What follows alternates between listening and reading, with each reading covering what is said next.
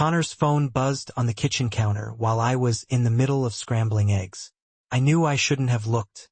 That's what I kept telling myself later, when everything went to hell. But the screen lit up with a message preview from someone named Jess. And the words I saw hit me like a punch to the gut. Can't wait for tonight. Your place again. My hands just froze. The spatula clattered against the side of the pan. The eggs were completely forgotten. I was 8 weeks pregnant. The morning sickness was finally starting to ease up, and I was staring at proof that the father of my child was sleeping with someone else. I snatched up his phone.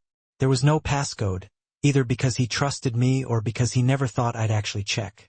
The messages went back for months. Explicit photos, plans made while I was at work, translating documents in our cramped little apartment, all while I was busy believing we were building something real, something worth fighting for. Connor walked in, just then, with a towel slung around his waist and his hair still dripping from the shower. He saw me holding his phone, and the look on his face changed. Not to guilt, though. Annoyance. Madison. Who's Jess? My voice came out a lot steadier than I felt, which was practically a miracle considering my hands were shaking so badly. He sighed, like I was inconveniencing him. A friend. Friends don't send pictures like this. Look, I was going to tell you. He snatched the phone right out of my hand, not roughly, but with just enough force to make his point perfectly clear. This isn't working, you and me. I'm not ready to be a father. But you said you wanted this baby. I lied. He just said it so casually, like he was admitting he'd lied about liking my cooking or enjoying my favorite movie. I thought I could do it, but I can't. And honestly, I'm not even sure it's mine. That accusation hit me way harder than any slap could have. I'd never been with anyone else. He knew that we'd been together for 2 years, living together for 6 months. But watching him stand there, water dripping onto our bathroom rug, all defiant and cruel, I realized he was just looking for any excuse to justify what he'd already decided. Get out. This is my apartment, Madison. My name is on the lease. You should pack your things. Now. By then, I was shaking, all right, but I couldn't tell anymore if it was from rage or shock. In the middle of the night, I'm calling Jess. She's coming over. So yeah, now would be good. I didn't pack, though.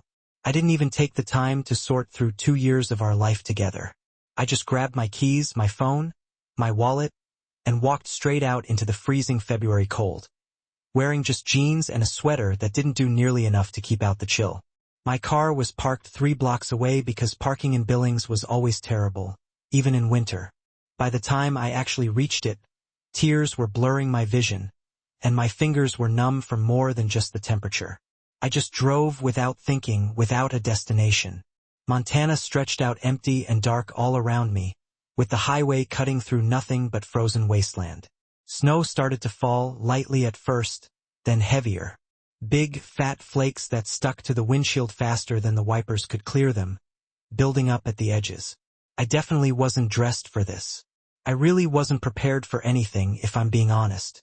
26 years old, 8 weeks pregnant with a child whose father had just told me he didn't want me, maybe never had.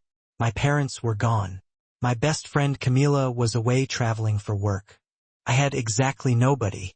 My phone just kept buzzing with texts from Connor. But I didn't look, didn't want to read whatever justifications or accusations he'd decided to throw at me now that I wasn't there to defend myself. The highway stretched ahead, deserted and treacherous. Most people had enough sense to stay home during a Montana blizzard. But I just kept driving because stopping meant thinking, and thinking meant braking completely. I didn't see the deer until it was right there in front of me. I jerked the wheel hard, too fast. The tires lost traction on a patch of black ice I hadn't even known was there. The car spun around in this sickening rotation that seemed to last forever and no time at all. Then impact. The sound of metal crumpling. Glass shattering. The sensation of flipping. The world turning completely upside down and sideways. Pain sharp and bright across my forehead. And then, darkness just swallowed everything.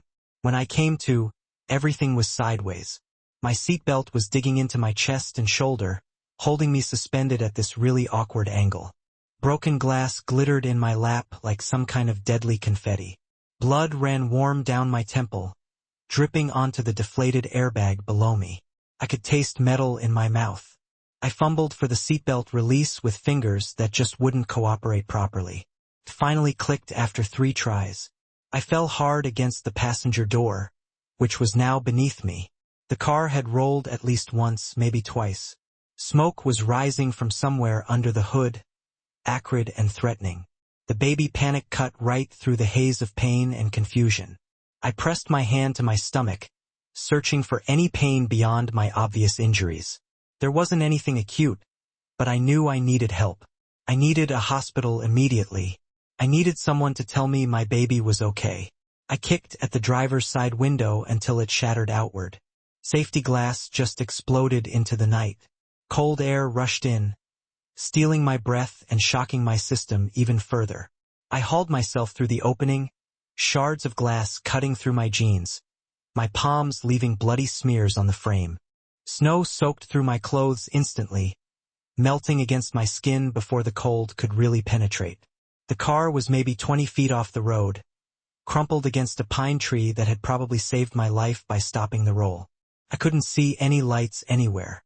No houses, no other vehicles, no signs of civilization, just snow falling thick and fast, burying everything in this white silence that felt completely suffocating. I tried to stand. My legs shook violently, barely holding my weight. The cold bit through my inadequate clothes, and I realized with detached horror that I was going into shock. I knew I needed to stay warm, needed to move, needed to do something other than just stand there bleeding into the snow like an idiot. I stumbled toward the highway, leaving dark footprints that filled in behind me within seconds. Each step felt heavier than the last. My vision swam, doubled, then cleared slightly before blurring again. Blood loss or hypothermia, I didn't know which. Probably both. Help! I tried to shout it, but it came out as barely a whisper. There was no one to hear anyway. Just me and the endless Montana night swallowing everything whole. I made it maybe 50 yards before my knees just gave out. The snow cushioned my fall, soft and almost welcoming. Couldn't get back up. I couldn't feel my fingers anymore. I couldn't feel my toes. I couldn't feel much of anything except for this spreading numbness that almost felt peaceful in its own terrible way. This is how I die, I thought with strange clarity. All alone in the snow because I was stupid enough to drive angry in a blizzard, because Connor didn't want me, because I'd always been forgettable, replaceable. I thought about my baby, 8 weeks, barely formed, who would never know that I'd wanted them, even when their father didn't, who would never know anything at all. Then, headlights cut through the white curtain of snow. For a moment, I thought I was hallucinating, my brain just shutting down and offering comfort in my final moments. But the lights grew stronger and I heard an engine, a vehicle slowing, stopping, doors opened, and then voices low and urgent. "Boss, we should keep moving. The roads are getting worse by the minute. There's someone in the snow." Footsteps crunched closer through the drifts. I tried to lift my head, but couldn't manage it. Strong hands turned me over gently, carefully checking for neck or spine injuries with practiced efficiency. A man's face appeared above me, with dark eyes scanning my wounds with clinical precision. He was younger than the authoritative voice had suggested, mid-30s, maybe. Handsome in a way that almost seemed cruel, all sharp angles and focused intensity. A thin scar marked his chin, pale against his olive skin. "Can you hear me?" I managed a nod, small and weak. "We're going to get you out of here." He didn't ask if I needed help, didn't waste time with questions I couldn't answer coherently. He just slid his arms under me and lifted me up like I weighed practically nothing at all. I probably should have been scared. I should have questioned why someone was out on this empty highway at this hour, why he looked like he'd just walked out of a board meeting despite the weather, why his companion called him boss with that particular tone of deference. But consciousness was slipping away again, and his chest was warm against my frozen skin. That was all that mattered. "Hospital," I mumbled through my numb lips. "Pregnant." His arms tightened just fractionally around me, almost protectively. "How far along?" 8 weeks. "Franco, we're not going to Billings General." Boss, she needs... We just left a meeting with Virginie. You think they won't have eyes on the hospital? We're taking her to the estate. Call Fontenelle. Tell him to be ready for hypothermia, head trauma, possible internal injuries. I wanted to protest, wanted to insist on proper medical care at an actual hospital with actual doctors. But darkness pulled at me so insistently, and the warmth of the vehicle they placed me in felt like salvation after the cold. I heard fragments as consciousness faded. The man's voice giving orders in tones that just expected immediate obedience. Someone responding in clipped, professional tones. The sound of an engine pushing through impossible weather. A phone call being made. Medical terms I only half understood. And then nothing at all. Pain woke me. Sharp and insistent behind my eyes. Radiating down my neck. I tried to move and immediately regretted it. Every muscle in my body screamed. Easy. A male voice older than the one I vaguely remembered from before. You're safe. Don't try to sit up yet. I forced my eyes open. Soft light filtered through gauzy curtains. The room around me looked like something from a luxury hotel. High ceilings, expensive furniture, walls painted in muted grays. Nothing like the stark white of a hospital room. A man in his 60s stood beside the bed, a stethoscope slung around his neck. Kind eyes examined me with professional concern. I'm Dr. Fontenelle. You were in a serious accident. Do you remember? Fragments came back. Connor, the phone, driving in the snow, the deer, flipping, cold, a man lifting me. The baby. My hand shot to my stomach. Is it? Is fine?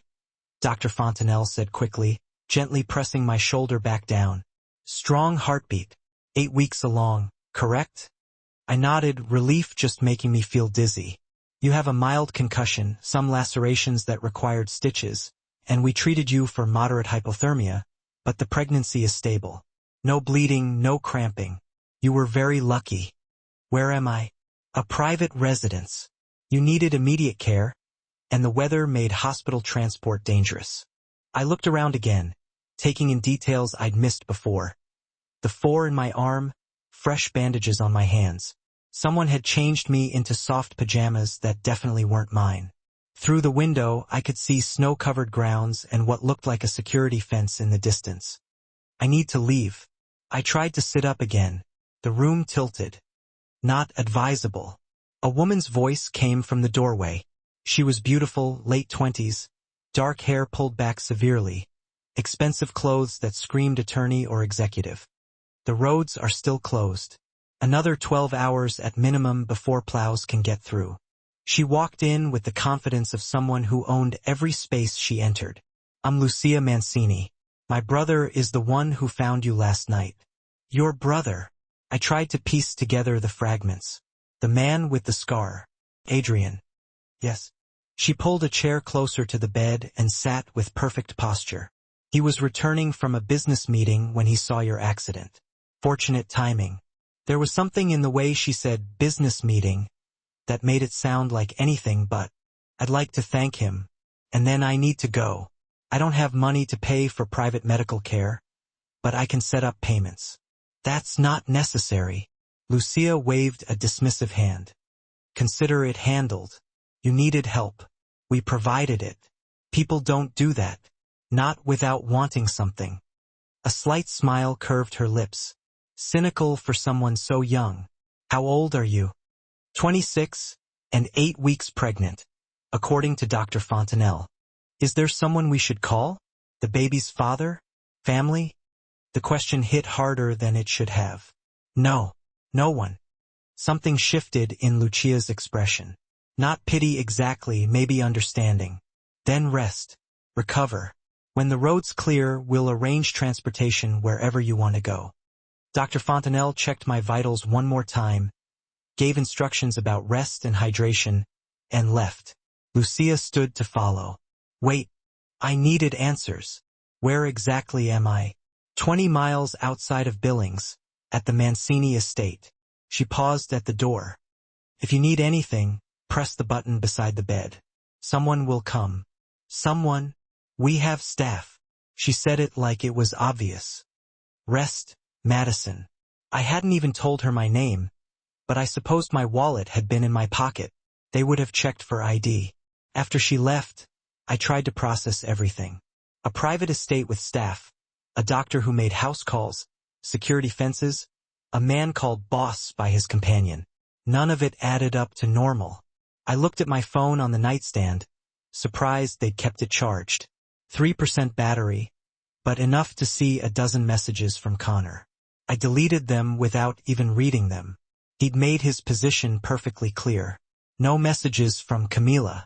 She was probably still on that work trip to Seattle and wouldn't even know that I'd left Connor yet. I sent her a quick text saying I was okay, staying with friends, and would explain later. Not a lie exactly, just not the whole truth. Sleep pulled at me despite the afternoon light. The concussion probably, or just the trauma of nearly dying. I drifted in and out, vaguely aware of someone checking on me periodically. Different people, all quiet and efficient. When I woke again, evening had settled in. A tray of food sat beside the bed. Soup, bread, tea. My stomach growled despite the nausea lurking beneath everything. I managed to sit up this time, moving slowly. The 4 had been removed. Someone had left fresh clothes on the chair where Lucia had sat. Soft pants, a sweater. They looked expensive. I was just picking at the soup when a knock came. Firm, deliberate. "Come in." My voice came out rough. The door opened. It was the man from last night, Adrian Mancini. He looked different in the lamplight, still imposing, still handsome in that sharp, dangerous way, but something in his expression was carefully neutral. "You're awake." He stayed in the doorway, like he was afraid that coming any closer might spook me. "How do you feel?" Like I flipped a car. I set down the spoon. "Thank you for stopping, for bringing me here. I'd be dead if you hadn't. You were lucky we came along that road when we did." He moved into the room, but still kept a distance between us. "Dr. Fontanelle says you can travel in a day or 2. Once you're cleared, I'll have someone drive you wherever you need to go." "I don't have anywhere to go." "Huh." The admission came out before I could stop it. The apartment was my ex's. "I don't exactly have a place lined up." Something flickered across his face. "The father of your child. Former father." The bitterness just surprised me. He made it clear he's not interested in that role. Adrian was quiet for a moment, studying me with those dark eyes that seemed to see way too much. "You can stay here until you have a plan. No charge. No expectations." "Why would you do that?" "Because you need help, and I'm in a position to provide it." He just shrugged, like it was simple. "We have the space. You need time to recover and figure out your next steps." It makes sense. But it didn't make sense. People didn't offer strangers refuge in their private estates out of pure altruism. "What kind of business are you in?" The corner of his mouth twitched, almost a smile. "Import and export. The family has been established in Montana for 60 years. It sounded legitimate, but everything about this place, about him, felt like there was more beneath the surface. The way his companion had called him boss, the comment about eyes on the hospital, the carefully maintained distance he was keeping even now. I saw security fences, cameras. "We're isolated out here. Security is necessary." He moved to the window, looking out at the grounds. "Montana has its dangers. Weather, wildlife. Pays to be cautious." "Is that why you didn't take me to the hospital? Caution?" He turned back, and for a second, something genuine crossed his face. "Partly. The weather was getting worse by the minute. My estate was closer and better equipped than risking the drive. And partly because I'd just come from a meeting with someone who doesn't like me very much. Hospitals are public, predictable, not ideal when you're concerned about being followed." It was the most honest thing he'd said so far. "Who doesn't like you? A business rival. Nothing you need to worry about." But the way he said it made me worry anyway. If there's danger here, I should leave. Can't risk. I touched my stomach instinctively. "You're safer here than anywhere else right now." His voice was firm, certain. "I give you my word. No harm will come to you under my roof." I wanted to trust him. He'd saved my life after all. But trust had gotten me exactly nowhere with Connor. Your word doesn't mean much to me. I don't know you. Fair enough. He moved toward the door. Stay or go. Your choice. But if you stay, you'll be protected. That much I can promise. And if I go, I'll have Franco drive you anywhere in Montana. Arrange a hotel if you need one. Make sure you're set up safely. He paused in the doorway. But I'd recommend staying at least until you're stronger, at least until you have a real plan. Why do you care? The question stopped him. He looked back, and something in his expression was almost vulnerable. Because leaving people to freeze in the snow isn't who I am. And because you're pregnant and alone and I can help. That should be enough. He left before I could respond. I stared at the closed door, trying to understand what I just agreed to by not immediately refusing. A private estate with security, a doctor on call, a man who commanded deference and offered protection like it was currency.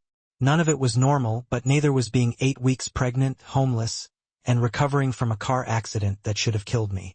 I finished the soup, drank the tea, and put on the borrowed clothes that fit perfectly, despite no one asking my size. Through the window, I watched security patrol the perimeter, watched cameras rotate on their mounts, watched the snow fall soft and steady over everything, and I made my decision. I'd stay at least for a few days, at least until I had a plan that didn't involve sleeping in my car or crawling back to Connor. But I'd keep my eyes open, because Adrian Mancini, with his expensive suits and careful words, was definitely hiding something, and people who hid things were usually dangerous. I just hoped I hadn't traded one bad situation for something even worse. The first 72 hours passed in a strange suspension of reality. Dr. Fontanelle checked on me twice daily. My concussion symptoms faded.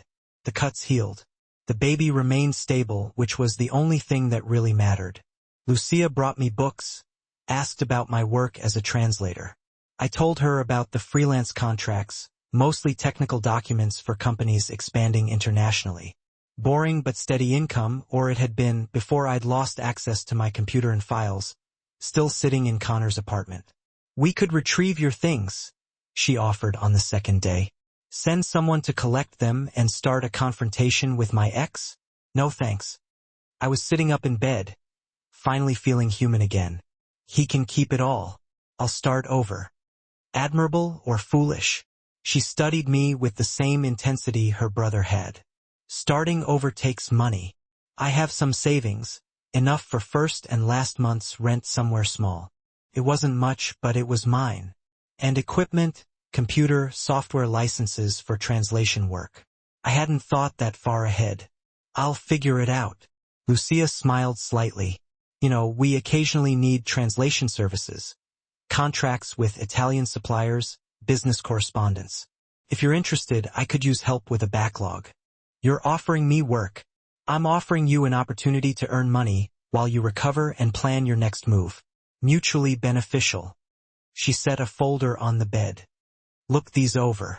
If they interest you, we can discuss rates. After she left, I opened the folder. Import contracts, shipping manifests, all in Italian, which I read fluently, thanks to my mother's insistence on language education. The terminology was standard commercial stuff, though some phrases seemed deliberately vague.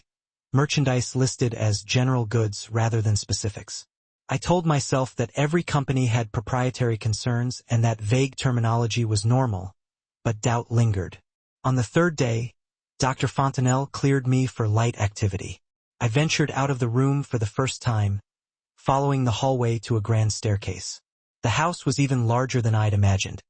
High ceilings, marble floors, artwork that probably cost more than I'd earn in 5 years, but also functional touches that seemed out of place. Reinforced doors, camera coverage in every corner, windows with security film. It felt less like a home and more like a fortress pretending to be one. I found Lucia in what she called the morning room, though it was well past noon. She was working through documents, reading glasses perched on her nose. Madison, good to see you up and moving. How do you feel? Better. Strong enough to go stir-crazy if I stay in that room another day. I sat across from her. I looked at those contracts. The translations are straightforward, but some of the terminology is unusual. How so? Vague. Most shipping contracts specify contents. These don't. Lucia set down her pen, her expression unreadable. Our suppliers prefer discretion. Some items are prototypes, trade secrets, standard practice in competitive industries. It made sense. It also felt like a rehearsed answer. What exactly does your family import? Luxury goods primarily? Italian leather? Textiles? Wines? Some specialty foods? My grandfather started the business 60 years ago when he immigrated. Adrian has expanded it significantly. And export Montana beef, timber products, agricultural equipment. She picked up her pen again.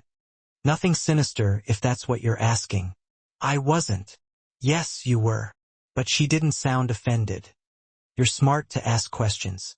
This house, the security, it raises questions. The truth is we're wealthy and isolated. That makes us targets. We've had theft attempts, vandalism, so we take precautions. The man Adrian mentioned, the rival, Sergio Virgini. He runs competing import operations, undercuts our prices with inferior goods, spreads rumors to damage our reputation. Business rivalry can be vicious. She met my eyes, but you're safe here. That, I promise you.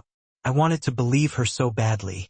I wanted to accept the simple explanation she offered, but I'd already wasted 2 years believing Connor's lies, and I was done being naive. Still, I needed a job. I needed time to heal and to make a plan. And translating documents, even suspicious ones, wasn't against the law. I'll do the translations, I said. Standard freelance rates, but double them. You're doing us a favor by agreeing on such short notice. Lucia smiled at me. I'll have them sent to your room with a laptop. Take your time. That evening, the roads were finally clear. I could leave if I wanted. Probably should leave. Instead, I worked on the translations, earning money that I desperately needed, in a house that felt like it was hiding secrets around every corner. Dinner was served in a formal dining room. Lucia had insisted that I join them instead of eating alone in my room. Adrian sat at the head of the table, Franco to his right. I took the seat Lucia indicated, feeling incredibly out of place in borrowed clothes at a table easily big enough to seat 20 people. You're looking better, Adrian said. And it wasn't exactly a question. Dr. Fontanelli says I'm healing well. Thank you again for arranging that and for letting me stay here. The words felt completely inadequate. I'll be out of your way soon. You're not in our way. He served himself from the platters brought by the silent staff. Lucia mentioned you're helping with translations. It's the least I can do, and I need the work. What made you become a translator? Franco asked. It was the first time he'd spoken directly to me. My mother was Italian. She taught me the language when I was growing up. After she died, it felt like keeping a piece of her alive. I hadn't meant to be so honest. The words just came spilling out. Something shifted in Adrienne's expression. My mother died when I was 12. Cancer. I understand wanting to hold on to what remains. He paused. And your father left before that. Couldn't handle her illness. His voice was flat, completely emotionless. My grandfather raised Lucia and me. He taught us about family, loyalty, what it means to protect what's yours. He sounds like a good man. He was. Died 5 years ago. Left me the business and expectations I'm still trying to live up to. Adrian met my eyes across the table. What about your father? Died in a car accident when I was 16. It was just me and Mom after that. Then she got pneumonia 3 years ago and didn't recover. I pushed the food around on my plate. So, I understand being alone. Silence settled over us. It wasn't uncomfortable, exactly, more like a mutual recognition of shared loss. You're not alone now, Lucia said quietly. Not while you're here. I wanted to argue that I was only a temporary guest, that this wasn't real, that I'd be gone soon. But the warmth in her voice made me swallow the words. After dinner, I wandered around the first floor. Large windows overlooked the grounds, now lit by security lights. I counted 6 guards on patrol. It seemed like more than necessary for simple theft prevention. Can't sleep. I turned around. Adrian stood in the hallway, still wearing his dinner clothes, but his jacket was off, and his sleeves were rolled up. He looked more human this way, less intimidating. Just exploring. This house is incredible.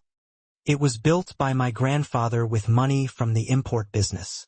He wanted something that would last, that would tell people the Mancini name meant something. Adrian moved to stand beside me at the window.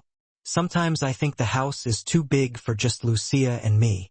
It does seem designed for a larger family. It was. Grandfather imagined generations living here. Cousins, aunts, uncles, but most of the family stayed in Italy. Just a few of us made the journey. He glanced at me. Do you ever think about going back to Italy? I've never been. Mom always meant to take me, but money was always tight. Then she was gone. I watched as snow began falling again, light flurries. Maybe someday, when this is all over, when you're settled somewhere, you should go see where half of you comes from. The certainty in his voice made me smile. You're confident I'll have the money for international travel? I'm confident you'll figure out how to get what you want. You're a survivor. He said it like it was a simple fact, not flattery. We stood in comfortable silence, watching the snow fall. Then a phone buzzed. Adrian pulled it from his pocket, frowned at the screen. I need to take this. Business at 9 at night. Import operations don't respect time zones. He moved toward his office, then paused. Madison, if you have nightmares again, don't hesitate to call someone. The staff knows to respond. How did you? Walls aren't as thick as you'd think. I heard you last night. He looked almost embarrassed. Bad dreams are normal after trauma. He left before I could respond. I stood alone in the hallway, realizing Adrian Mancini had been awake at 2 in the morning, close enough to hear me through the walls. Either he was an insomniac or he'd been specifically listening. I wasn't sure which possibility unsettled me more. I returned to my room, locked the door, and pulled out my phone. It was time to call Camila for real and explain what had happened. But looking at her contact information, I hesitated. What would I even say? Asterisk, I'm living in a mansion with a man I don't know. Translating contracts that might not be legal, because I have nowhere else to go. Asterisk instead. I opened the translated documents and worked until my eyes blurred. At least this was something I could control, something that made sense in a situation where nothing else did. Outside my window, security lights blazed. Guards patrolled. Cameras recorded everything. And somewhere in this enormous house, Adrian Mancini conducted business that required armed protection and happened at hours when normal people slept. I should leave. I knew that. But I also knew I'd agreed to stay at least a few more days. At least until I had a real plan. At least until I understood what I'd stumbled into. 10 days after the accident, I'd fallen into something resembling a routine. Mornings were spent translating documents in my room. Afternoons were with Lucia, learning more about the import business than I probably should. Evenings were at dinner where Adrian and I exchanged carefully polite conversation that never went deeper than surface pleasantries. I'd learned to ignore the constant security presence, to not flinch when Franco appeared in doorways without making a sound, to pretend that the reinforced windows and armed patrols were normal. Camila had finally returned my calls. I'd kept it vague, told her I'd left Connor and was staying with distant family connections while I figured things out. She'd offered her couch, but I'd declined. I told her I needed space to think, which wasn't entirely a lie. I was working on a particularly complex shipping manifest when the explosion rattled my windows. It wasn't loud, and it wasn't close enough to shatter the glass, but it was unmistakable. I dropped the laptop and ran to the window. Smoke was rising from the direction of the front gates, dark against the afternoon sky. My door burst open. Franco stood there, his expression grim. Come with me now. What's happening? No time. Move. He grabbed my arm, not roughly, but insistently. I stumbled after him down the hallway. Lucia appeared from another room, her face pale. How many? Unknown. Adrienne's coordinating the response. I need to get you both secured. Franco led us toward the back of the house to a door I'd never noticed before. It was heavy steel, disguised to look like wood paneling. What about Adrian? Lucia demanded. Following protocol. He'll join you when the perimeter is secure. Franco punched a code into a keypad. The door swung open, revealing stairs descending into darkness. My heart hammered against my ribs. This wasn't theft prevention. This was military-grade security for an active threat. The stairs led to a basement room that looked more like a bunker. Concrete walls, emergency supplies lined up in neat rows, communications equipment, and guns. Multiple rifles were secured in a locked case. Stay here. Don't open the door for anyone but Adrian or me. Franco handed Lucia a phone. Direct line to security command. Use it if anything goes wrong. Franco, Lucia started, but he was already gone. The door sealed behind him with a definitive click. I turned to Lucia, whose composure had finally cracked. What the hell is going on? Sit down, Madison. No, I want answers. Real ones. That wasn't a theft attempt. That was an attack. Lucia moved to the communications console and flipped switches. Static crackled. Then voices. Men reporting positions. Someone saying the south fence was breached. Then Adrienne's voice, calm and commanding, directing the response. Lucia. My voice came out harder than I intended. Tell me what your family really does. She looked at me for a long moment, making calculations, weighing risks. Finally, she sighed. Import and export. That part is true. But not just legal goods. So, your family were criminals who were survivors in a world that doesn't offer many legitimate paths to power for immigrant families. She sat down suddenly, looking tired. My grandfather came here with nothing. He built an organization that protected our community, that provided for people the system ignored. Yes, some of it operates outside the law, but we have rules. No human trafficking, no drugs that destroy lives, no violence against innocents. Those are pretty specific rules for an illegal business. They're rules my grandfather established when he realized legitimate business alone wouldn't keep the family safe, wouldn't give us leverage against people like Versani. I sank into a chair processing this. Sergio Versani, the rival Adrian had mentioned. He's not just a business competitor, is he? He represents the Cartel del Oro. They're expanding north through Montana, using the Canadian border as a new route. Adrienne's been blocking their access to distribution networks, refusing partnerships that would compromise our rules. Lucia rubbed her temples.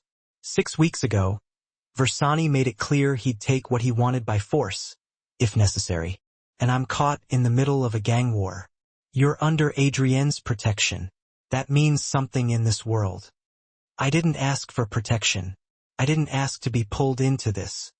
But even as I said it, I knew it wasn't fair. Adrian had saved my life. The alternative was freezing to death in the snow. Above us, muffled sounds suggested the fight continued. Gunfire, brief and controlled, shouting in Italian. I thought about the baby, about how spectacularly I'd failed at providing a safe environment before it was even born. Connor's rejection, a car accident, and now actual combat happening over my head. I need to leave.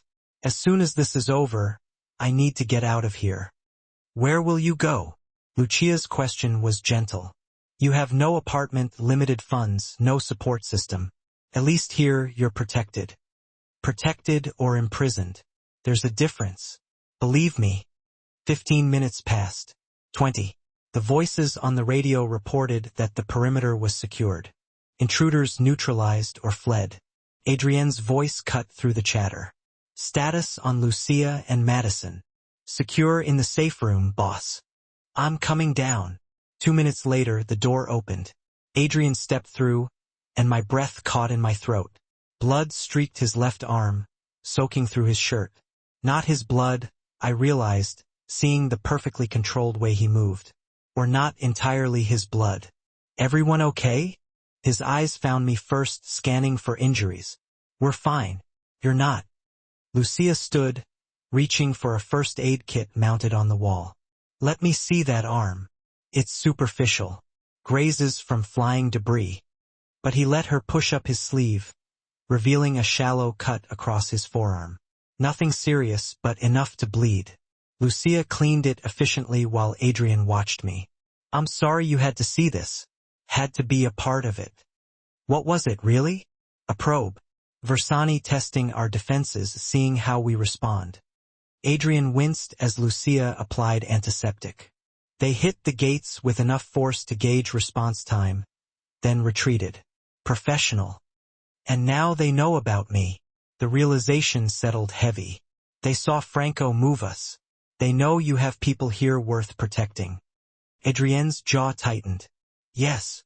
So, I'm a liability, a target they can use against you. You're someone under my protection. He pulled away from Lucia. Sleeve rolled down. That makes you untouchable by the rules we all operate under. Versani knows that. Rules in gang warfare. Sure, those are super reliable. I couldn't keep the sarcasm out of my voice. They're more reliable than you think. Break them and every organization in the region turns against you. Versani is ambitious, not suicidal. Adrian moved closer, and I saw the exhaustion beneath the control. But you're right that staying here puts you at risk. If you want to leave, I'll arrange transport. Set you up somewhere safe with enough money to restart. You'd do that? Just let me walk away, knowing what I know? I'd do that, because keeping you here against your will makes me no better than the men I fight against. His voice was firm. Stay or go. Your choice. But if you go, understand that Versani might still see you as leverage. You'd need to be careful. Very careful. The implication was clear. Leaving meant looking over my shoulder indefinitely. Staying meant accepting protection from a man who had just coordinated an armed defense of his property. I need time to think. Take all the time you need. Adrian headed for the stairs, then paused. For what it's worth, I am sorry. You deserved a safe place to recover, and I couldn't provide that. I failed you in that regard. He left before I could respond. Lucia and I sat in the bunker's artificial light, surrounded by emergency supplies and weapons, while above us, men cleaned up the evidence of violence. He means it, Lucia said quietly. If you want out, he'll make sure you're safe. As safe as possible anyway. And if I stay, then you accept that this is the world we live in. That protection comes with a cost. That safety is an illusion we maintain through strength and fear. She met my eyes. But also that you'd be part of something, part of a family, however unconventional, that you wouldn't be alone anymore. I touched my stomach, where a baby grew completely unaware of the chaos surrounding its existence. Connor didn't want us. My parents were gone. Camila was a friend, not family. I had nothing and no one, except maybe here in this fortress where armed guards patrolled, and a man with blood on his clothes offered protection with steady conviction. I need to see him, Adrian. He'll be in his office, coordinating cleanup and security adjustments. Lucia stood up. Top of the stairs, turn left, third door. He won't turn you away. I climbed back to the main house, following her directions, and found Adrienne's office exactly where she'd said. The door was open. He sat at a massive desk, phone to his ear, speaking rapid Italian. When he saw me, he ended the call. Madison, tell me the truth. All of it. What you are, what you do, what staying here means. I stood in the doorway, refusing to enter until I had answers. No more evasions. No more half-truths. I deserved to know what I was choosing. Adrian studied me for a long moment. Then he nodded. Close the door. Sit down and I'll tell you everything.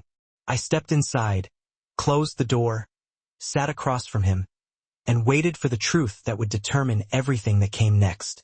Adrian poured 2 glasses of water from a crystal decanter and slid one across the desk to me. His hands were steady, despite everything that had just happened.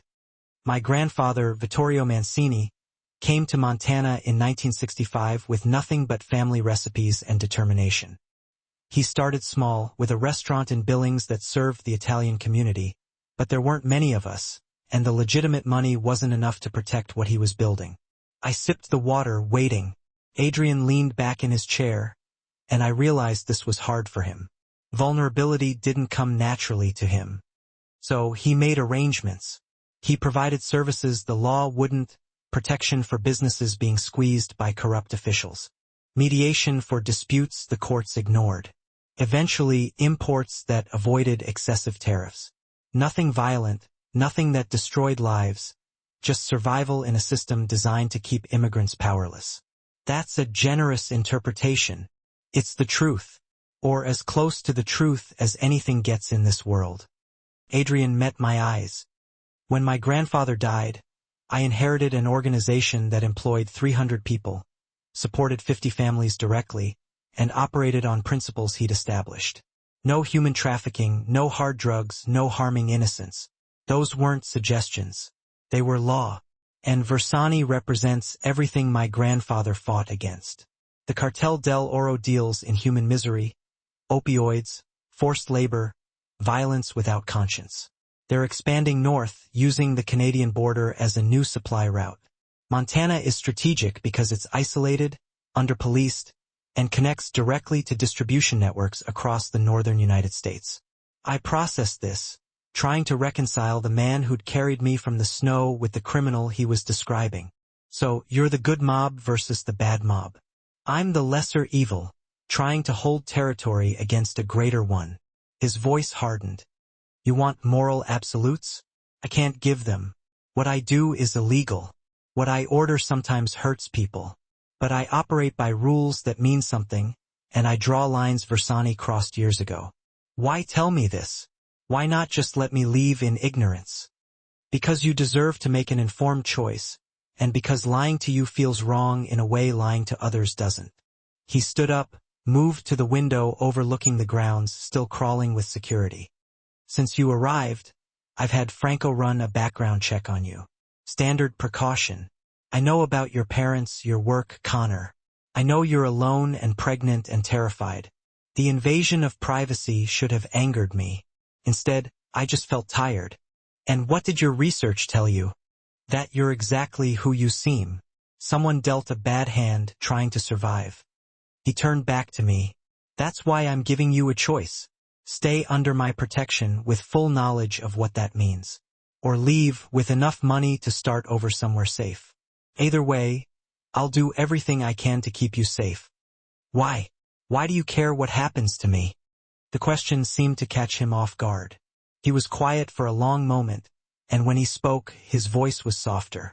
Because leaving you in that snow wasn't an option. Because you remind me that not everyone in this world operates from angles and advantages.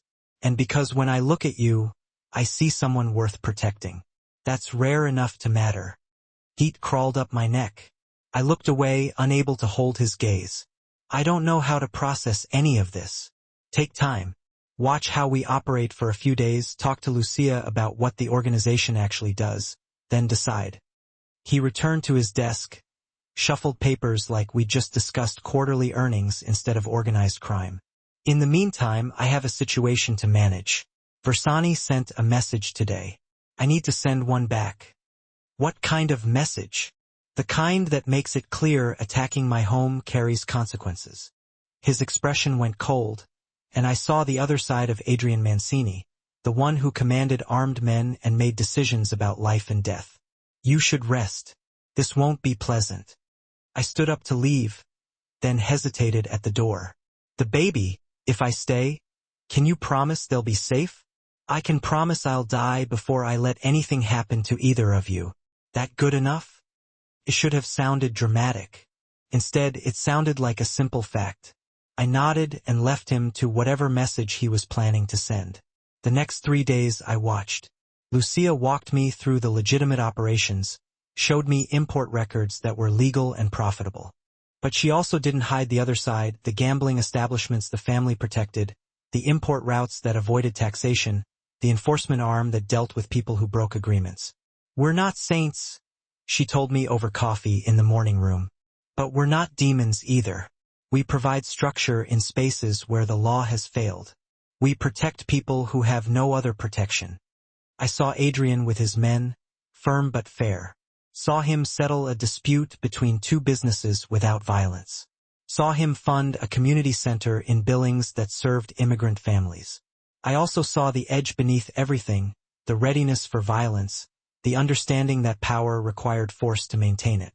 On the third evening, Adrian found me in the library.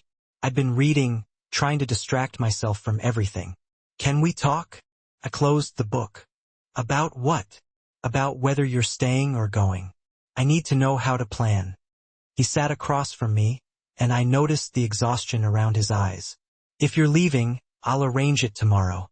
If you're staying, I need to adjust security protocols. And if I don't know yet, then tell me what would help you decide." I considered the question. What did I want? Safety for my baby. Work that used my skills. To not be alone. All things this place offered, wrapped in a moral complexity I couldn't untangle. "Tell me about your mother. You said she died when you were 12. The subject change surprised him. "Why?" "Because I want to know who you were before all this. Before you inherited an empire and a war." Adrian was quiet for a moment. "She was kind, patient. Taught elementary school, despite knowing she was sick. My father couldn't handle watching her fade, so he left. She told me he was weak for running, but that weakness doesn't make someone evil, just human." He smiled slightly. "She made me promise to always choose people over power when I could. To remember that everyone has reasons for their choices, even when those choices hurt others." "Do you keep that promise?" "I try. Not always successfully." He met my eyes. "Is that what you needed to know?" "Part of it." I set down the book. "I'll stay for now, until I figure out my next step, or until the baby comes. Whichever happens first." Relief flashed across his face before he controlled it. "You're sure?" "No, but I'm out of better options. And at least here I understand the dangers." I stood up. "But I have conditions. I want to work legitimately on your legal imports. I don't want to know the details about the illegal side. And if this gets too dangerous, if Versani escalates, I'm leaving whether you agree or not." "Fair terms." Adrian stood as well, offered his hand. "You have my word, we'll honor them." I shook his hand, aware of how warm his grip was, how it lingered a second too long. When I pulled away, the air between us felt charged with something I didn't want to examine too closely. "I should go. It's late." "Madison." He stopped me at the door. "Thank you for trusting me even a little. I know it's not easy." I nodded and fled before I could do something stupid, like admit how safe I felt despite everything. How his presence made me feel seen in ways Connor never had. How dangerous that attraction was, given everything between us. That night I dreamed of the accident again. But this time, when I was dying in the snow, Adrian appeared not as a rescuer, but as something else. Something inevitable, and terrifying, and desired, all at once. I woke up with a gasp, the covers twisted and tangled around my legs. The dream lingered, a disquieting feeling that settled in my stomach, heavy with unspoken implications. A soft knock at the door broke the spell of my racing thoughts. "Madison, are you okay?" It was Adrian. His voice was muffled by the door, but I could hear the thread of concern woven through it. I should have told him to go away. I should have kept my distance, maintained that necessary space.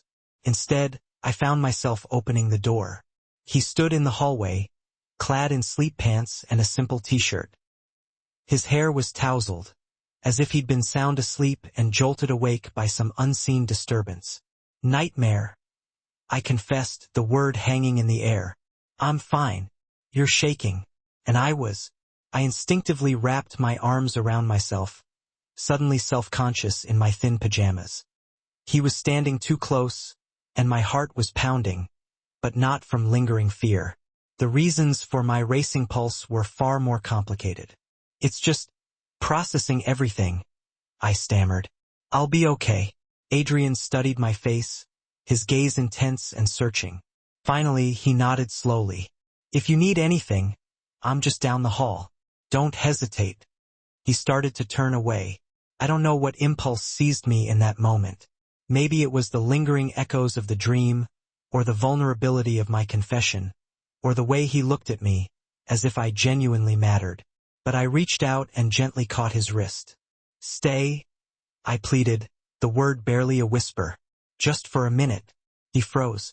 Madison, I don't want to be alone right now, I said, trying to clarify. That's all. But it wasn't all. And we both knew it. Adrian's expression shifted, a visible struggle playing out on his face. Wanting and restraint waged a silent war. That's not a good idea, he said, his voice strained. I know, I admitted. I didn't release his wrist. Stay anyway. He hesitated for another long moment, then stepped into the room. He didn't come near the bed, choosing the chair by the window instead, deliberately maintaining a distance even as he granted my request.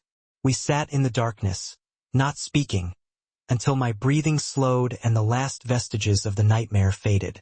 When he finally left, I lay awake, staring up at the ceiling, wondering what I had just set in motion, and whether I possessed the strength to stop it if I needed to. 2 days after Adrian's operation against Verdani, an uneasy calm settled over the estate. Security had been doubled, but no new attacks materialized. Franco reported that Verdani's people had retreated, ostensibly to regroup and reassess. I tried my best to pretend that everything was normal. I worked on my translations, shared meals with Lucia, and assiduously avoided being alone with Adrian. Something significant had shifted between us that night in my room, and I was completely unprepared to navigate the new terrain.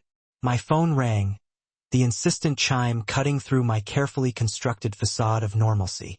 It was Camila. I'd been dodging her calls for 2 weeks. Madison Cole, you've been ghosting me, she accused, her voice laced with concern. What's going on? It's complicated, I hedged. Is Connor bothering you? Connor's not the problem. I walked over to the window watching the security patrol as they made their rounds. I left him. I'm somewhere safe. I just need some time to figure things out. Where are you? Outside Billings, with people who are helping me get back on my feet. That's not an answer, Madison. Camila knew me too well to accept such a vague explanation. You're scaring me. Are you in trouble? No, I promise, I reassured her. I'm actually safer than I've been in a long time. I'm coming to see you this weekend. You can't stop me. My stomach dropped. Camila, that's not a good idea. Why not? I pinched the bridge of my nose, trying to formulate a plausible explanation. If I continued to refuse, she'd only become more suspicious. Okay, but let me clear it first. I'll text you the address after I talk to my hosts. I found Adrian in his office, bent over some papers at his desk. My friend Camila wants to visit this weekend, I said, trying to sound casual. I tried to put her off, but she's incredibly persistent. Adrian set down his pen, his gaze meeting mine. Do you trust her with my life? Yes, I said without hesitation. Then we'll arrange it. Franco will run a security check. Standard protocol. If she's clear, she's welcome here. Thank you for agreeing to the visit. Madison. He stopped me as I turned to leave. Whatever she says about this place or about me, the choice is still yours. I want you to stay because you choose to, not because you feel obligated. Franco ran his background check. Camila came back clean. Saturday afternoon, she arrived in her beat-up Honda, her eyes widening as she took in the imposing security gates and the pristine grounds. Madison, what the hell? I met her in the driveway, pulling her into a tight hug. I know, I said, trying to downplay the situation. It's a lot. A lot? She echoed, her voice filled with disbelief. This place looks like a fortress. We walked to my room, Camila's gaze sweeping over the luxurious surroundings. Who are these people?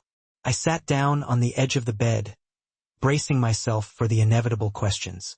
After I left Connor, I got in a car accident. A bad one. The man who owns this estate found me and brought me here to recover. His sister offered me translation work. Translation work that pays enough for you to live in a mansion? I'm not paying rent. They're letting me stay here while I figure out my next move. I took a deep breath. Camila, I need to tell you something else. Her eyes widened, apprehension flickering across her face. I'm pregnant. What? She gasped, the word barely audible. Almost 11 weeks now. Connor didn't want it. That's why I left. Are you okay? Is the baby okay? We're both fine. Dr. Fontanilli has been monitoring everything. The people here have been really good to me. Dr. Fontanilli, who makes house calls to a fortress?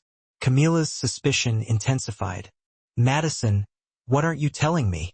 Before I could formulate an answer, a knock sounded at the door. Sorry to intrude, a voice said. I wanted to introduce myself. The door opened, and Lucia Mancini entered with an air of quiet confidence. Lucia Mancini.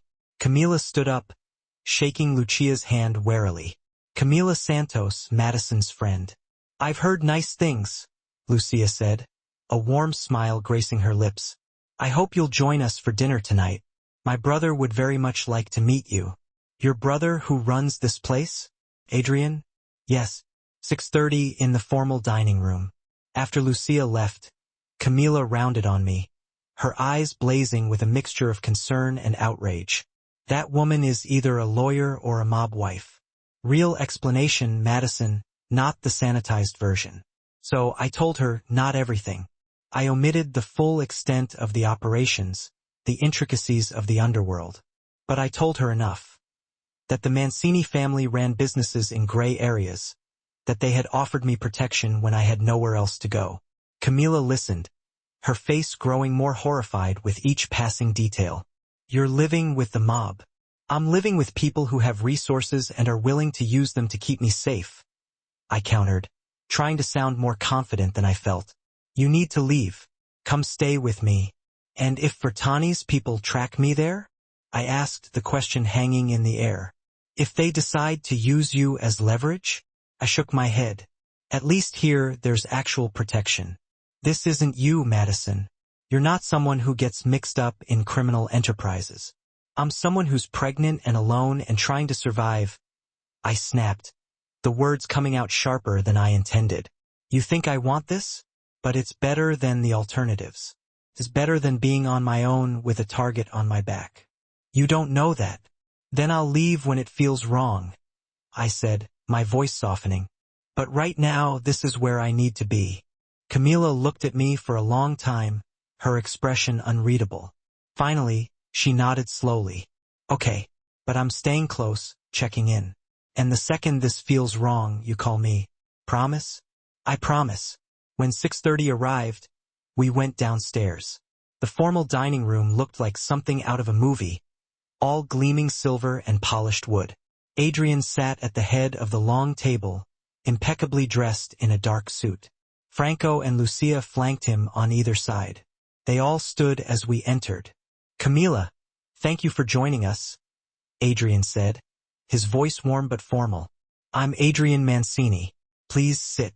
Dinner was an exercise in strained civility, despite Lucia's best efforts to steer the conversation towards safe, neutral topics. Adrian asked Camilla polite questions about her design work, but she answered him briefly, never quite relaxing. During dessert, Camilla set down her fork, her gaze fixed on Adrian. So, what happens when Madison wants to leave? She asked, the challenge clear in her voice. Can she just walk out? The table fell silent, the clinking of silverware replaced by a palpable tension. Adrian met her gaze without flinching. She's free to leave whenever she chooses. I've made that clear from the beginning. And you just let her go? No strings attached? I'd make sure she went somewhere safe, with the resources to start over, just like I promised. His voice was steady, unwavering.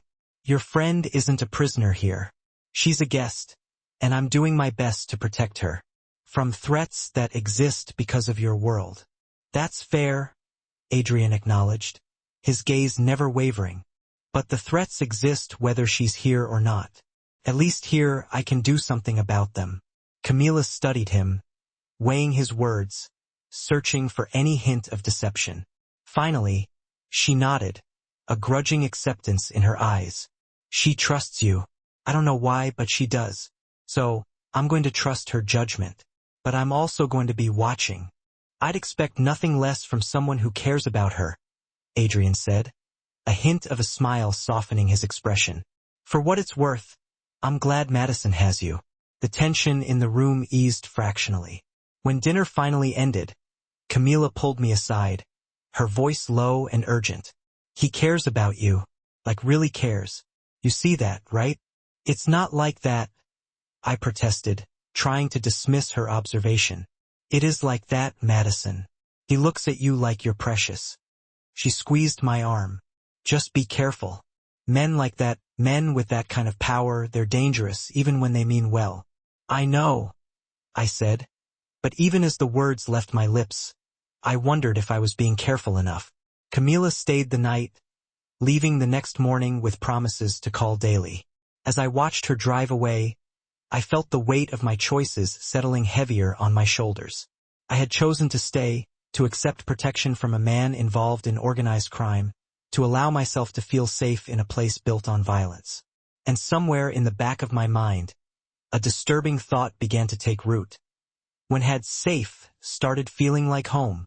That afternoon, I was working on a translation in the library when Adrian found me. He looked troubled, his brow furrowed with concern. We need to talk, he said, his voice grave. There's been a development. My stomach clenched, a knot of anxiety tightening within me. What kind of development? Verdani reached out.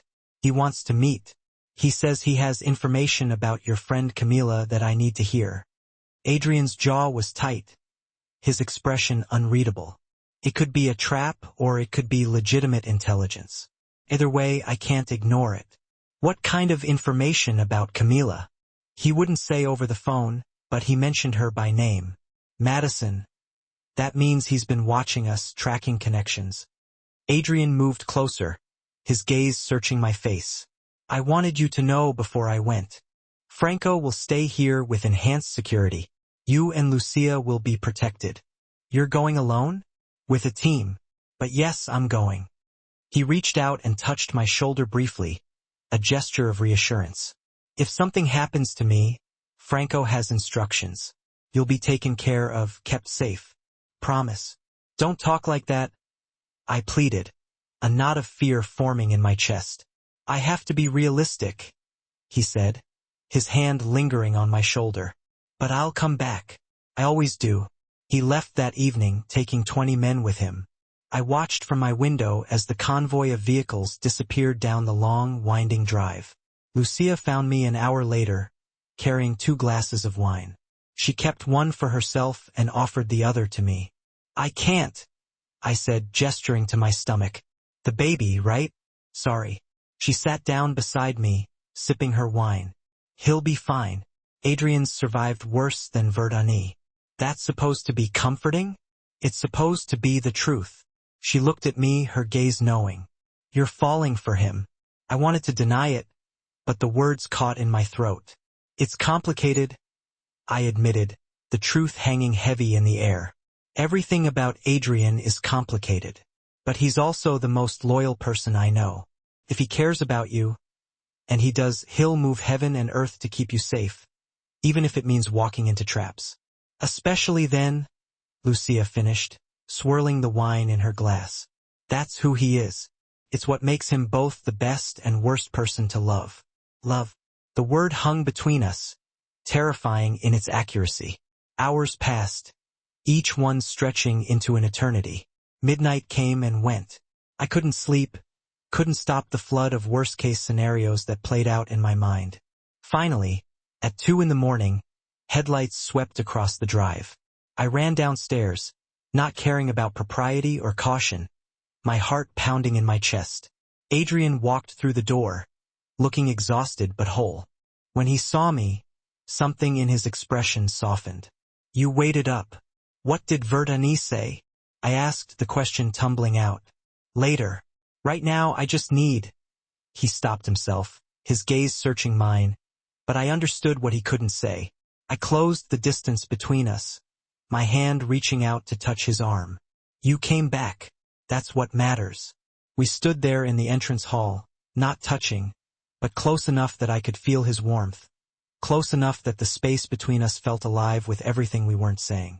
Madison, don't, he said, his voice rough with emotion. Not tonight. Just be here. Be okay. I nodded slowly, the simple request resonating deep within me. And you? He nodded slowly, his gaze unwavering. And for a moment, in the silence of the house, it was enough. The morning after Adrian's meeting with Verdani, he finally told me what had transpired. We sat in his office, the door closed, while he explained the situation with careful, measured control. Verdani has been tracking Camila for 3 weeks, he said, his voice grim. He approached her, showed her pictures of you here of the estate.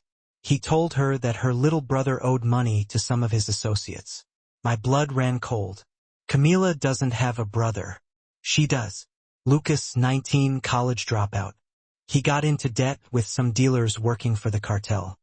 Adrian's jaw was tight, his eyes hardening. Verdani told Camila he'd forgive the debt if she provided information. She wouldn't. I protested, but even as I said the words, a seed of doubt began to sprout. Camila was fiercely protective of her family. If someone threatened Lucas, she would do anything to protect him. She did. Adrian confirmed, his voice flat. Not much. Vague details about the layout, the number of guards she saw. But enough.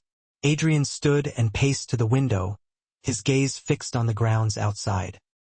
He used that meeting to tell me he has leverage now. That if I don't withdraw from the northern distribution networks, he'll use it. Use Camila? Or use me? Both. He turned back to face me, and I saw a flicker of genuine fear beneath the anger in his eyes. He knows you're the weakness, Madison. That you're the one person I won't risk. The admission hung heavy in the air, unspoken and yet undeniable. I stood, my legs feeling unsteady beneath me. So what do we do? I've already sent men to extract Lucas. Get him into rehab on our dime. Protected. Camila's being brought here now. You're bringing her into this? I asked, my voice rising in disbelief. She's already in it, Adrian countered, his gaze unwavering. Better here, where I can protect her. He moved closer, his hand reaching out to cup my cheek. But we have a bigger problem. Verdani made it clear that this was a warning. His next move will be more aggressive. He'll come for me. He'll try, I said, my voice laced with defiance. Adrian's expression hardened. Which is why we're moving you to a secure location until I can neutralize the threat. No, I said, crossing my arms. He blinked, a flicker of surprise in his eyes. Madison, no. I'm not running while you handle things, I insisted, my voice firm. If Verdani wants a confrontation, give him one. But do it with me here, where I can know what's happening. That's not safe. Nothing about this is safe, I retorted, my voice rising.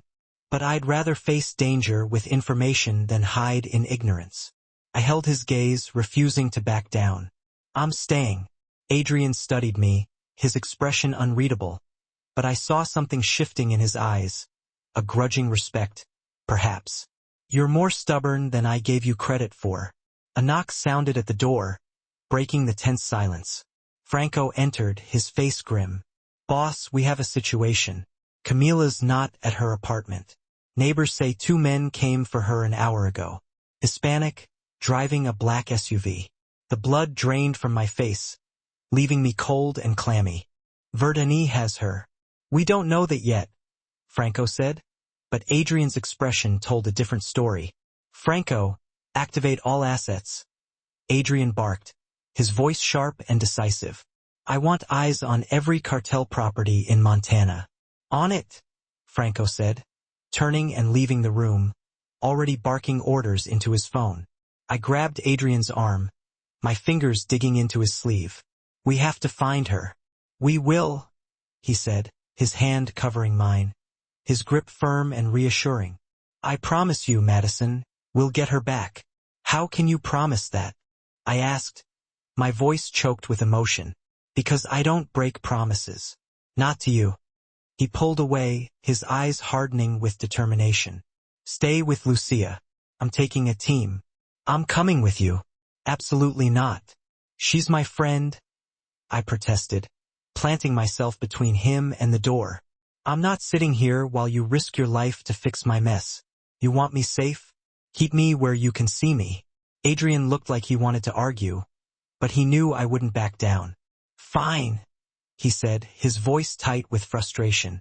But you stay in the vehicle. You follow Franco's orders. Exactly. Clear, I said, nodding my agreement. Clear. 20 minutes later, I was crammed into an armored SUV with Franco, while Adrian led a convoy of vehicles toward Billings. We had 3 potential locations based on intelligence gathered by Franco's network of informants. Franco drove in silence, his gaze focused on the road ahead, occasionally speaking into his radio, issuing terse commands. I sat in the back, my hands clenched so tight that my nails were cutting crescents into my palms. He'll get her back, Franco said, his voice cutting through my spiral of fear and anxiety. Boss doesn't fail when it matters. We pulled up to the first location, a deserted warehouse on the outskirts of town. Adrian and his team swept through the building quickly and efficiently. Empty. The second location, another abandoned warehouse, yielded the same result. By the time we reached the third warehouse, a sprawling complex on the industrial edge of town, the tension had reached a fever pitch, everyone on edge, bracing for the inevitable confrontation. This one showed signs of recent occupation. Fresh tire tracks in the dirt, faint lights flickering through the grimy windows. Adrian gave orders through his radio, his voice calm and controlled despite the palpable tension. Teams positioned at 3 entry points, ready to breach. Franco and I stayed back 50 yards, waiting for the signal. If I give the signal, you drive out of here, Franco said, his hand resting on his weapon. Straight back to the estate. No hesitation. I'm not leaving without you and Adrian, I said, my voice firm. You will if I tell you to, he said, his gaze unwavering. That's an order. The assault began with brutal efficiency. Adrian's team breached 2 entrances simultaneously, explosions ripping through the air. Gunfire erupted, sharp cracks that made me flinch and instinctively duck lower in my seat. It lasted less than 5 minutes, 5 minutes that felt like hours as I watched smoke rise from the building, the sound of gunfire echoing in the night. Then Adrian's voice crackled over the radio, his tone calm and matter-of-fact. Clear. We have her. Bringing out 2 civilians. Relief washed over me, nearly buckling my knees. Franco drove us closer to the warehouse. Men began to emerge from the building, some wounded but mobile, others supporting their injured comrades. Then I saw Adrian, his face grim, his clothes stained with blood, supporting Camila, who looked shaken but otherwise unharmed. Behind them, another man, Lucas, presumably, looking pale and dazed. I jumped out of the SUV before Franco could stop me, running toward Camila, my heart pounding with relief. She collapsed into my arms, sobbing uncontrollably. I'm sorry, she gasped, her voice thick with tears. God, Madison, I'm so sorry. He said he'd hurt Lucas. I didn't know what to do. It's okay, I said, holding her tight, trying to reassure her. You're safe now. We'll figure this out. Adrian approached, his gaze searching my face, his expression a mixture of concern and relief. Blood speckled his shirt, but none of it was his own. We need to move, he said, his voice urgent. Verdini wasn't here. He'll retaliate, and he'll retaliate fast. Where's he likely to strike? Franco asked, his hand never leaving his weapon. The estate is too fortified, Adrian said, his eyes narrowed in thought. He'll try to catch us in transit. Adrian's eyes found mine. Madison, get back in the vehicle now. I helped Camila into the SUV, trying to shield her from the chaos. Lucas climbed in after her, looking shell-shocked and disoriented. Franco took the driver's seat, while Adrian got into the lead vehicle, preparing to lead the convoy back to the safety of the estate. We drove fast through the streets of Billings, the convoy tight and compact, every vehicle alert and on guard. I kept expecting an ambush, my senses on high alert, scanning the passing cars and buildings, searching for any sign of danger. We were 10 minutes from the estate when it happened. A semi-truck, seemingly out of nowhere, pulled out from a side road, blocking our path, effectively cutting off the lead vehicle and forcing it to swerve to avoid a collision. Our SUV screeched to a halt, tires squealing in protest. Behind us, 2 more vehicles appeared, boxing us in, trapping us in the middle of the road. "Contact," Franco said, his voice eerily calm despite the unfolding chaos. He threw the SUV into reverse, attempting to break free from the trap, but a hail of gunfire shattered that plan, bullets pinging off the armored plating of the vehicle. "Get down," Franco yelled, his voice sharp and urgent. Instinctively, I grabbed Camila and Lucas, pulling them down to the floor of the SUV, trying to shield them from the bullets. Through the windows, I saw Adrian's team engaging the hostiles, exchanging fire with Vertani's men. It was a full-blown firefight, unfolding in broad daylight on a Montana highway.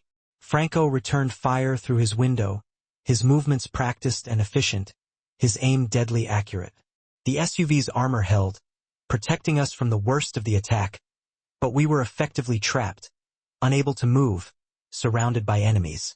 Then Adrian was at our vehicle, yanking the door open, his face grim. "Out! Move now!" Franco provided cover fire while we scrambled out of the SUV, adrenaline coursing through our veins. Adrian grabbed my hand, pulling me toward another vehicle that had managed to break through the blockade. Camila and Lucas ran behind us, their faces etched with terror. Bullets whizzed past, too close for comfort. We made it to the vehicle, diving inside, seeking what little protection it offered. Adrian shoved me inside, then turned back to cover our rear, firing his weapon with deadly precision. I saw him move through the chaos with a cold, calculating efficiency, as if he had been born for this kind of violence. Franco got Camila and Lucas into another vehicle, ensuring their safety. Adrian's team created a corridor of suppression fire, allowing us to break through the blockade, leaving a trail of burning wreckage and shattered glass behind us. The rest of the drive back to the estate happened in a stunned silence, the adrenaline slowly wearing off, leaving us shaken and exhausted. When we finally reached the safety of the estate, I was shaking so hard I could barely stand. Adrian helped me out of the vehicle, his hands steadying me. "You okay?" "Define okay," I said, my voice trembling. But I was alive. We all were. Inside the estate, Dr. Fontanilli checked everyone over, tending to minor injuries, removing bits of shrapnel, but thankfully, nothing serious. Camila and Lucas were set up in secure rooms, where they could rest and recover from their ordeal. I found myself in Adrian's office, with Lucia and Franco present, the atmosphere heavy with tension and a grim sense of purpose. "Vertani just declared open war," Lucia said, her voice tight with anger. "That wasn't exactly subtle." "Then we send one back," Adrian said, his expression carved from stone, his eyes burning with a cold, unwavering resolve. "No more half measures. We end this." "How?" I asked, my voice barely a whisper. "We locate Vertani, and we eliminate the threat permanently," he said, his gaze meeting mine. In that moment, I saw both the man who had saved my life and the ruthless killer he had to be to survive in his world. "I'm sorry you had to see that today," he said, his voice softening slightly. "I chose to be there," I said, standing on shaky legs, meeting his gaze. "And I'm choosing to stay for whatever comes next. So, tell me the plan." Adrian glanced at Lucia and Franco, a silent communication passing between them. "We have an inside contact in Vertani's operation," he said, his voice low and serious. "Someone who's been feeding us information. They've located his primary base of operations, an industrial complex north of the city. He's expecting us to retaliate, but not this fast." "When?" Lucia asked, her voice sharp and focused. "Tonight," Adrian said, his voice cold and precise. "We hit him with everything we have. 50 men, full tactical gear. This ends tonight. And if it doesn't?" I couldn't help asking, the question hanging heavy in the air. "Then we adapt," he said, his gaze unwavering.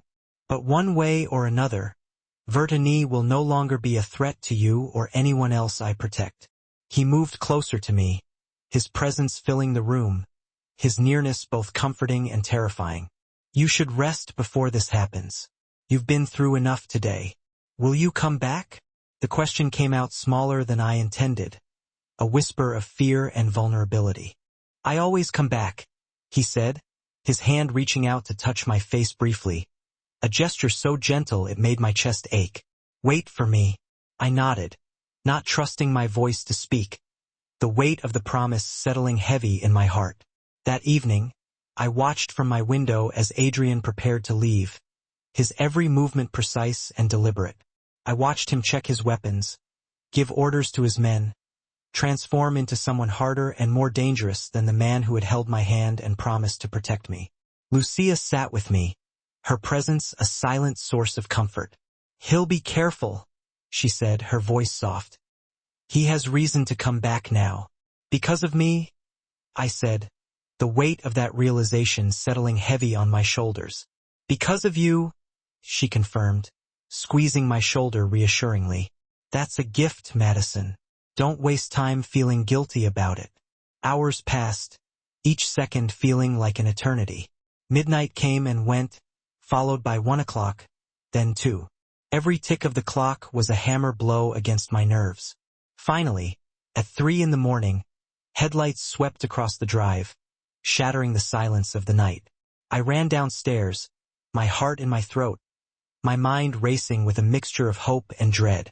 Adrian walked through the door, looking exhausted, his clothes stained with blood and grime, but alive and whole. "It's done," he said simply, his voice flat. "Vertani's dead. His operation is dismantled. It's over." I crossed the distance between us without hesitation, not caring about blood or propriety, not caring about anything except the need to touch him, to confirm that he was real and safe. "You came back," I said, my voice choked with emotion. "I promised," he said, his arms coming around me, holding me tight against his chest. "It's over, Madison. You're safe now. Really safe." I let myself believe him, let myself feel the rush of relief washing over me, mingling with the lingering fear, and something else, something deeper, something I wasn't quite ready to name. We stood there in the entrance hall, holding each other close, the weight of what had just happened settling around us, enveloping us in its somber embrace. The war was over, but whatever existed between Adrian and me, that was just beginning. A week after Vertani's death, Montana felt different, quieter, as if the state itself had been holding its breath and had finally exhaled, releasing all the pent-up tension. Camila and Lucas stayed at the estate for 3 days, under the watchful eyes of Adrian's security team, before Lucas was transferred to the rehabilitation facility that Adrian had arranged. Camila hugged me goodbye with tears in her eyes, promising to visit as soon as things settled down. She had seen too much, witnessed the darker side of Adrian's world, but she had also seen the lengths to which he would go to protect those under his care. That counted for something, even in the moral gray zone we now occupied. The days that followed blurred together in a strange new rhythm, a mix of normalcy and underlying tension. Adrian spent long hours with Franco and Lucia, managing the aftermath of the Vertani operation, securing territories, and negotiating agreements with other organizations. The business of crime, I was learning, required just as much paperwork and logistical planning as any legitimate enterprise. I continued to work on my translations, now openly handling both legal and questionable contracts, my conscience no longer putting up much of a fight. I had crossed that line, stepped into the shadows, and there was no point in pretending otherwise. My pregnancy progressed steadily, the weeks ticking by with relentless certainty. 12 weeks became 13, then 14, and the morning sickness finally began to fade, replaced by a small but visible curve to my abdomen, a physical manifestation of the new life growing within me. Dr. Fontanilli checked on me twice weekly, always reassuring me that everything was developing perfectly, that the baby was strong and healthy. One evening, I was in the library, lost in the pages of a book, when Adrian found me. He looked less exhausted than he had in days, the lines of tension around his eyes softened, replaced by a look of quiet contemplation.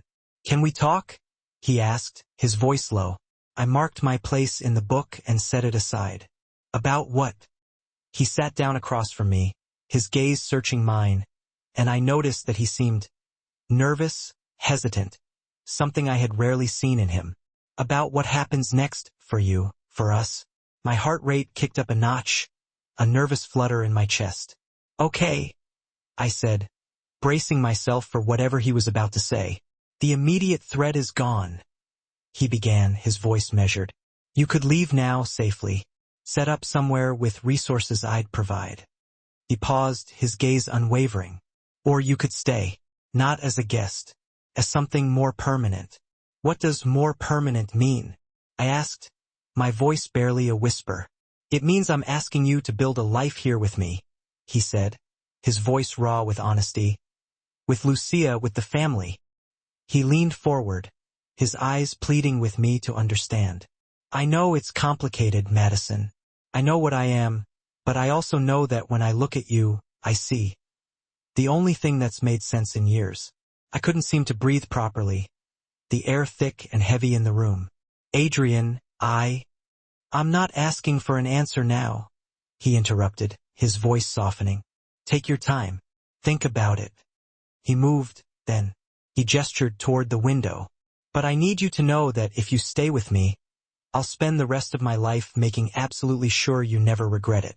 That you and that baby will have everything you could possibly need.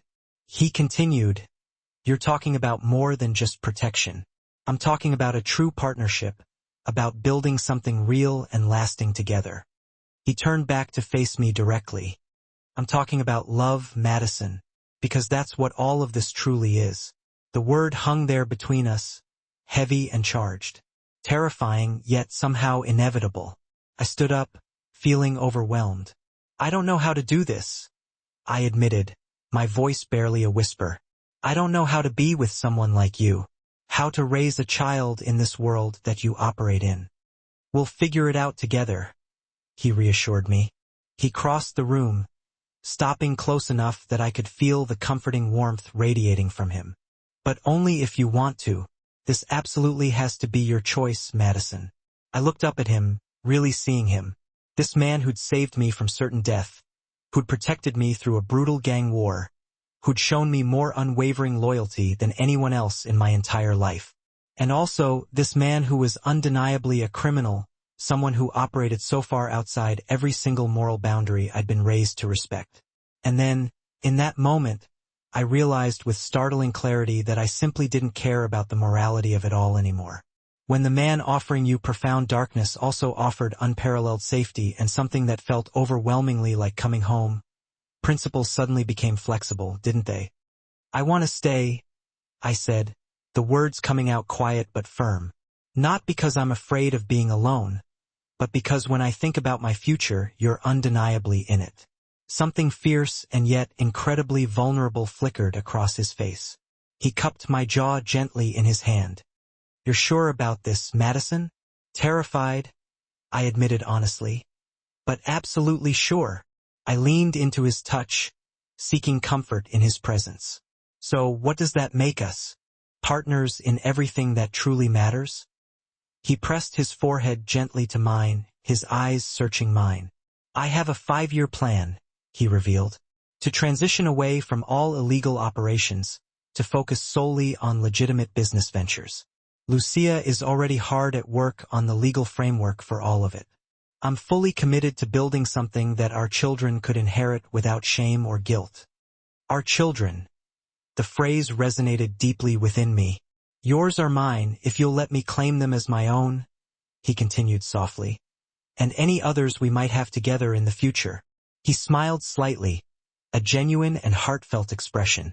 I want that future with you, Madison. I kissed him then.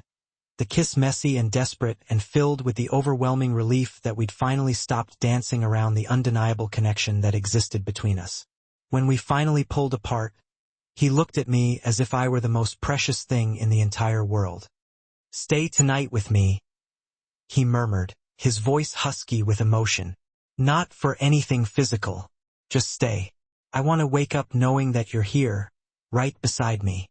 Okay. I agreed without hesitation. We went to his room, which was noticeably larger and much more lived in than the guest room I'd been occupying. He gave me some clothes to sleep in, and we lay together in his bed in the darkness, the silence comfortable and comforting. Then his hand found mine, his fingers interlacing with mine in a possessive and reassuring way. "Thank you," he said, his voice barely above a whisper, "for trusting me enough to do this." "Thank you," I responded, squeezing his hand gently, "for finding me in the snow that night, for saving me in every way that truly mattered." He finished for me. We fell asleep like that, entwined and close. The future remained uncertain, but it was undeniably less terrifying to face it together. The next morning, Lucia found us at breakfast. She took one quick look at our intertwined hands on the table, and a knowing smile spread across her face. "About time," she commented dryly. "Nothing gets past you, does it?" Adrian chuckled. "I'm a lawyer and his sister," she retorted, pouring herself a cup of coffee. "I notice everything." She paused, then asked, "So, what's the plan moving forward?" Adrian looked at me, his gaze filled with love and determination. "Madison is staying permanently. We'll need to set up all the proper legal protections for her and the baby." "Already drafted and ready to go," Lucia announced, pulling out a thick folder from her briefcase. "Trust documents, medical proxies, inheritance structures. Welcome to the family, Madison." Family? The word felt foreign and unfamiliar on my tongue. I hadn't truly had a family since my mom died. Now suddenly I had Adrian, Lucia, Franco, even Dr. Fontanilli. A strange, unconventional family, perhaps, but a family nonetheless, built on a foundation of unwavering loyalty and fierce protection. The weeks slowly turned into months. I reached 16 weeks of pregnancy, then 18. The baby's movements became increasingly noticeable, little flutters and kicks that made everything feel even more real and tangible. Adrian attended every single doctor's appointment with me, asked countless questions, meticulously memorized all the dietary requirements, and even built a beautiful nursery adjacent to his room. Our room now. Camila visited monthly, bringing adorable baby clothes and sharing heartwarming stories about Lucas's progress in rehab. She'd finally made peace with my choices and seemed genuinely happy for me. One afternoon in late spring, Adrian took me to the mountains, to the family chalet, a secluded and breathtakingly beautiful retreat. Patches of snow still clung to the peaks, but the valleys were vibrantly green with new growth and the promise of summer. We sat together on the porch, overlooking the vast expanse of wilderness. "This place is yours too now," he said softly, pulling me close against his side. "Ours. When things get too complicated or overwhelming, we can always come here to escape it all."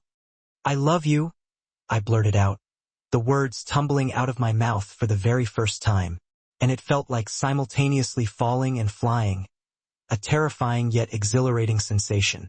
"I probably shouldn't, but I do. I truly love you." "I love you too, Madison," he responded, kissing my temple tenderly. "Everything I am, everything I have, it's all yours." He paused, then took a deep breath. "Marry me, Madison." He said it simply, without any fanfare or elaborate gestures. "Not because of the baby. Marry me because I want you by my side for everything that comes next, for the rest of our lives." "Are you proposing or ordering me?" I teased, trying to lighten the intensity of the moment. "Proposing, but apparently doing a pretty terrible job of it," he admitted with a wry smile. "I had a whole speech planned out in my head, but all I can think right now is that I want forever with you, Madison." "Yes," I answered without hesitation. I didn't need to think about it, didn't need to weigh the pros and cons. Yes to marriage and forever and whatever beautiful chaos came with loving Adrian Mancini. He kissed me then, the kiss slow and deep and full of promise for the future. For months later, I stood in the estate's sprawling garden in a stunning white dress, my belly round with 7 months of pregnancy, and married Adrian Mancini in front of 30 people who'd become my family. Lucia officiated the ceremony, her voice filled with emotion. Franco stood proudly as best man, offering a rare and genuine smile. Camila cried openly throughout the entire ceremony, tears of happiness streaming down her face. Dr. Fontanilli had the honor of giving me away, his presence a comforting reminder of how far I'd come. When Adrian slipped the ring onto my finger and promised to love me through everything, I believed him with every fiber of my being. And when I promised him the same, I meant it with every ounce of my soul. 2 months later, on a snowy February morning, exactly 1 year after the accident that had brought us together in the most unlikely of circumstances, I went into labor. 12 long hours of intense pain and fear, with Adrienne's hand crushing mine in support. And then, finally, a cry split the air, the most beautiful sound I'd ever heard. "It's a girl," Dr. Fontanilli announced, his face beaming. He gently placed her on my chest, tiny and perfect and furious at being born. "Congratulations, Madison, Adrian." Adrian looked at our daughter with such raw and naked awe that my heart cracked open even further with an overwhelming surge of love. "She's absolutely perfect," he whispered, his voice thick with emotion. "She is." I agreed, tears streaming down my face. I touched her tiny hand, watching in wonder as her fingers curled instinctively around mine. "What should we name her?" "Victoria," he said softly, his eyes never leaving our daughter's face. "After my grandfather, if you agree.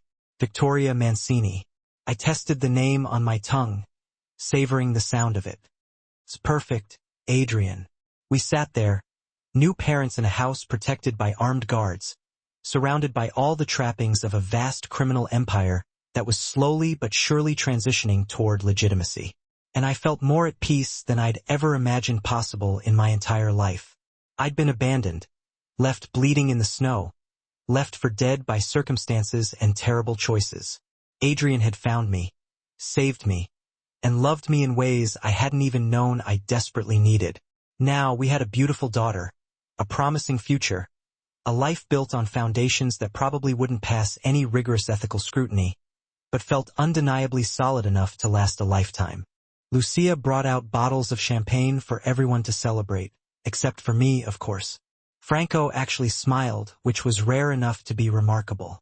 Even the stoic guards who patrolled the perimeter of the estate sent thoughtful gifts for the baby. That night, after everyone had left and Victoria slept peacefully in her bassinet beside our bed, Adrian pulled me close, wrapping his arms tightly around me. "Thank you, Madison," he whispered against my hair, "for choosing this life, for choosing me. Thank you for finding me that night." I pressed closer to him, exhausted and sore, but happier than I had any right to be. "For giving me a family when I had absolutely nothing left," I whispered back. "You gave me everything, Adrian." His arms tightened around me, holding me even closer. "I was just surviving before you came into my life," he confessed. "Now I'm truly living, Madison." I fell asleep in his arms, the soft and rhythmic breathing of our daughter filling the room. Outside, the snow fell silently against the windows protected by men who would willingly die to keep us safe. It wasn't the life I'd planned for myself. It wasn't even remotely close to the life I'd once envisioned. But it was mine, ours, and that was more than enough.